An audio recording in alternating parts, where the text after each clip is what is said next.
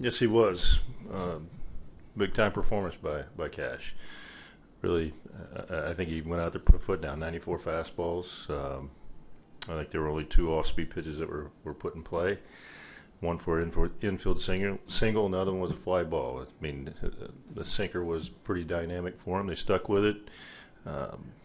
Great pitch for him tonight. Great focus. When we get performances like that, obviously that sets up everything for our offense. You get our guys back in the dugout.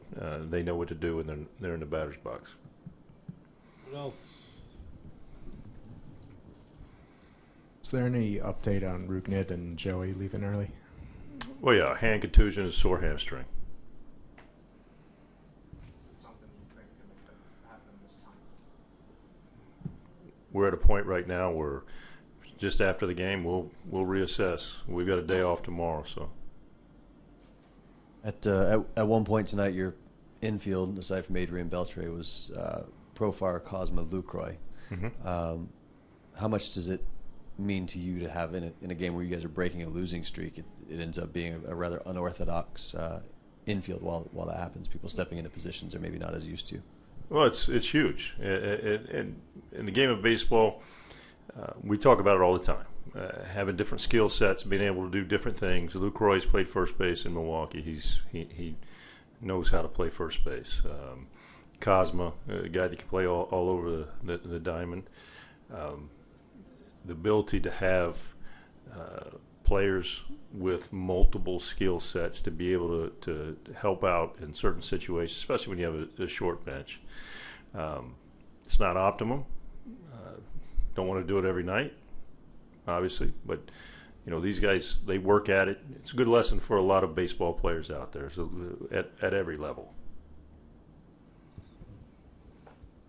Cashner's had a very eventful first half for a lot of reasons. I'm not trying to make light of it, but how important is if you guys just get this guy settled down and just get him out there doing what he can do every fifth day without having to worry about broken bats and anything else? It'd be key for us. We've talked about it. We've talked about it at length all year long, especially not just him, but all of our starters, to have Cash in the rotation. We know that this is a dynamic pitcher with dynamic stuff. He proved that tonight. Reality is that he knew what was working well for him.